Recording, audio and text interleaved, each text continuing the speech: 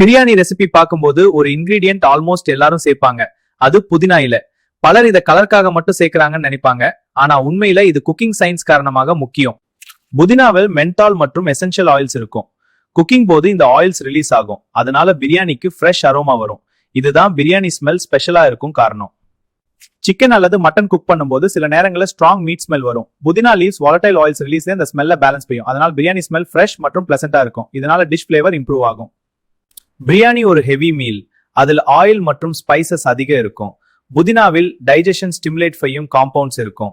இதனால் meal digestion easy ஆகும். Mint லீவ்ஸ்ல anti microbial compounds இருக்கும். இதனால ஃபுட் ஃப்ரெஷ்னஸ் மெயின்டைன் ஆக உதவும்.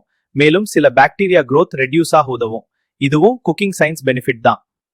பிரியாணியில சில்லி, கரம் மசாலா, ஸ்பைசஸ் அதிகம் இருக்கும். Mint leaves natural cooling effect தரும். இதனால ஸ்பைஸ் இன்டென்சிட்டி பேலன்ஸ் ஆகும். இதுதான் பிரியாணி டேஸ்ட் பேலன்ஸ்டா இருக்கும் காரணம்.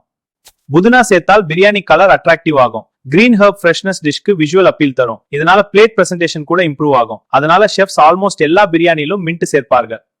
பிரியாணில புதினா டேஸ்ட்காக மட்டும் இல்ல, அது அரோமா, டைஜஷன், ஸ்பைஸ் பேலன்ஸ் எல்லாத்துக்கும் முக்கியம். அதனால தான் ஆல்மோஸ்ட் எல்லா பிரியாணி ரெசிபிஸ்லும் மின்ட் லீவ்ஸ் மஸ்ட் இன்கிரீடியன்ட். நீங்க பிரியாணில மின்ட் ஃபிளேவர் பிடிக்குமா இல்ல ஸ்ட்ராங் மசாலா ஃபிளேவரை?